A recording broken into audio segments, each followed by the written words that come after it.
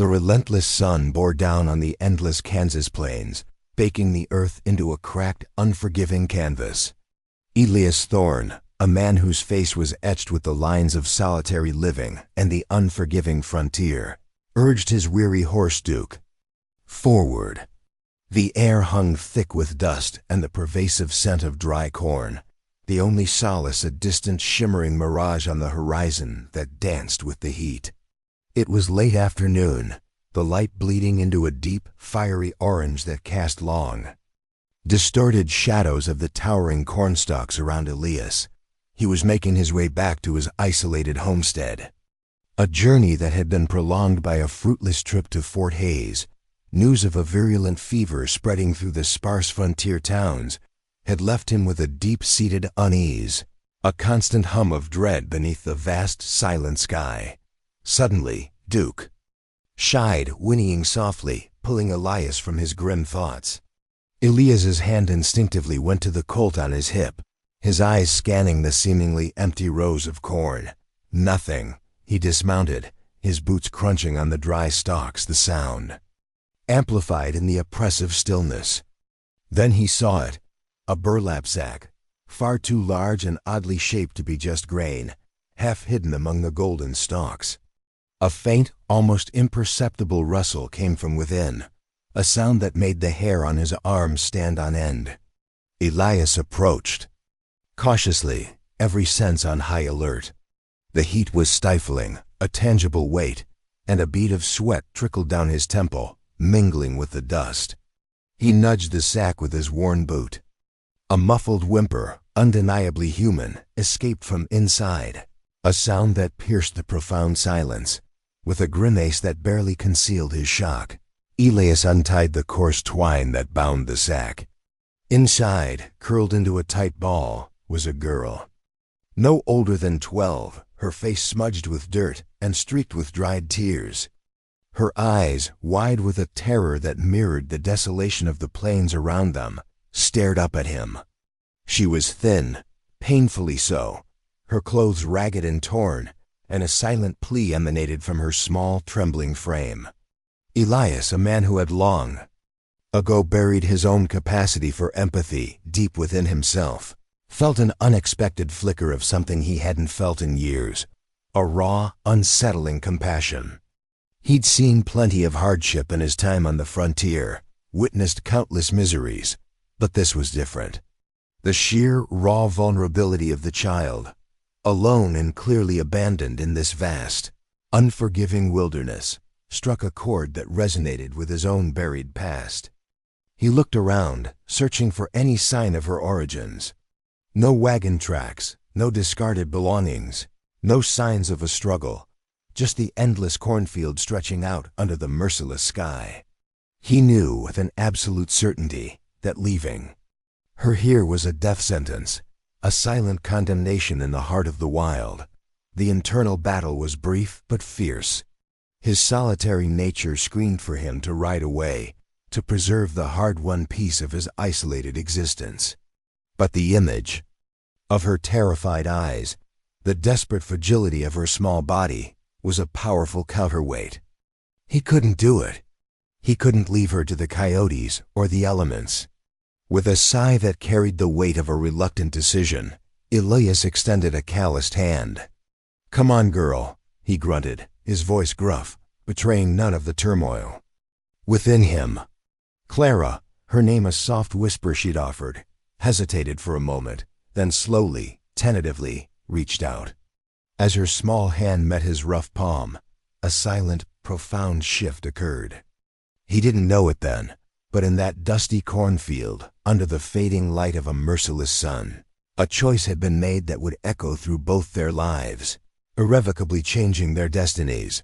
The journey back to Elias's desolate cabin was steeped in a profound silence, broken only by the rhythmic creak of the wagon wheels and the distant, mournful cry of a lone hawk circling high above. Clara remained huddled in the back, a small, still figure, observing him with a potent mixture of lingering fear and a fragile, burgeoning hope. Elias, for his part, kept his gaze fixed on the shimmering horizon, his brow furrowed, grappling with the sudden, unwelcome burden of responsibility that had been thrust upon him. His life was one of stark solitude, a deliberate and hard-won choice, made after a past he rarely revisited, a past that held too much pain to dwell upon. A child, especially one so vulnerable and dependent, was an anomaly, a profound disruption to the carefully constructed walls he built around his heart, a barrier against the world and its inherent sorrows. Upon reaching the cabin, a small, weathered structure that seemed to sag under the immense weight of time and neglect, Clara remained hesitant, clinging to the edge of the wagon as if unsure whether to step into this new, uncertain reality. The cabin itself was sparse, reflecting Elias's austere, solitary existence. A simple cot, a rough-hewn table, a single rickety chair, and a cold stone fireplace. Feeling an unfamiliar awkwardness, a sensation that chafed against his stoic nature, Elias gruffly offered her some stale bread and a cup of lukewarm water. She ate quickly, her small hands trembling with an almost feral urgency, as if fearing the meager sustenance would be snatched away from her at any moment. The desperation in her hunger was a stark reminder of the hardship she had endured. The first few days settled into a tense, unspoken dance of avoidance. Clara spoke little, her voice a reedy whisper when she did offer a response, her words laced with a shyness born of trauma. Elias, utterly unused to any form of sustained company, maintained his stoic, unyielding demeanor, focusing intently on his daily chores, mending fences that always seemed to be crumbling, tending to his meager, struggling crops, and preparing for the brutal simplicity of frontier life. Yet, despite his outward indifference, he found himself subtly altering his ingrained routine. He'd leave a larger portion of the meager stew he cooked, a silent offering, or chop extra firewood for the chilly, unforgiving nights, ensuring her warmth. He noticed her watching him, her eyes too old for her young face, following his every movement with an intensity that made him profoundly uncomfortable, as if she were trying to unravel the mysteries of this gruff man who had saved her. One particularly evening, a sudden violent thunderstorm erupted with a terrifying ferocity, the wind howling like a banshee, rattling the cabin's flimsy, aged windows. The darkness outside was absolute, swallowing everything. Clara, startled by a particularly loud clap of thunder that shook the very foundations of the cabin, cried out, a small raw sound of fear. Elias, after a moment's hesitation that felt like an eternity, lit the single oil lamp, its flickering glow chasing away some of the encroaching shadows. It was a small, almost imperceptible gesture, a silent offering of reassurance against the raging storm, a shared vulnerability in the face of nature's wrath. This simple act, this quiet moment of shared terror and comfort, began to chip away at the formidable wall Elias had built around himself, revealing a chink in his armor and allowing a fragile, hesitant connection to form between the unlikely pair. As weeks bled into months, a fragile, unspoken routine began to solidify between Elias and Clara, a delicate rhythm born of necessity and quiet coexistence. Clara, slowly and cautiously shedding the palpable fear that had clung to her like a second skin, started to participate in the cabin's daily chores, her small, nimble fingers proving surprisingly adept at mending Elias's worn clothes and preparing their simple, utilitarian meals. Elias, though still reserved and prone to long stretches of silence, found himself subtly responding to her quiet, diligent presence. The stark loneliness that had been his constant companion for so long began to recede, replaced by a nascent, unfamiliar warmth. He began teaching her the vital skills necessary for survival in this unforgiving land. How to identify edible plants amidst the sparse prairie flora, how to track small game, and the subtle art of reading the often treacherous weather patterns. She listened intently, a sponge for knowledge, her innate intelligence shining through her shy, often hesitant demeanor, absorbing every lesson with a quiet determination that surprised him. One particularly sweltering afternoon, as they labored, side by side repairing a long-neglected section of fence, a dusty wagon rumbled slowly into view. It belonged to the O'Malley's, their closest homesteading neighbors, a boisterous and resilient family who rarely ventured far from the confines of their own land. Mrs. O'Malley, a stout woman with a perpetually kind smile etched onto her weathered face, immediately noticed Clara, her eyes twinkling with unmasked curiosity. "Well, Elias, who's this little sprite?" she boomed, her voice carrying across the quiet prairie. Elias, unaccustomed to such direct and personal questions, mumbled something vague about Clara being an orphan he'd taken in, a narrative that felt both true and woefully incomplete. The O'Malleys, though clearly surprised by this unexpected addition to Elias's solitary life, offered their meager surplus of supplies, a sack of flour, a small piece of salted pork, and more significantly, a warm invitation for Clara to visit their own children, a rare opportunity for genuine companionship. ***.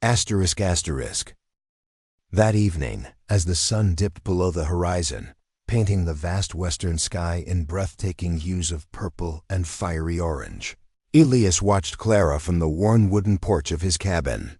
She was sitting by the slow-moving creek, carefully sketching intricate patterns in the dirt with a thin stick, lost in her own world.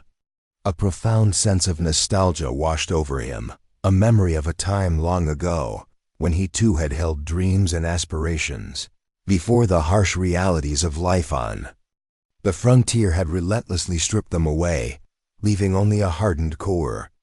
He thought of his own lost family, a pain that still gnawed at him, a raw, unhealed wound he had kept meticulously hidden for years, buried beneath layers of stoicism and solitude.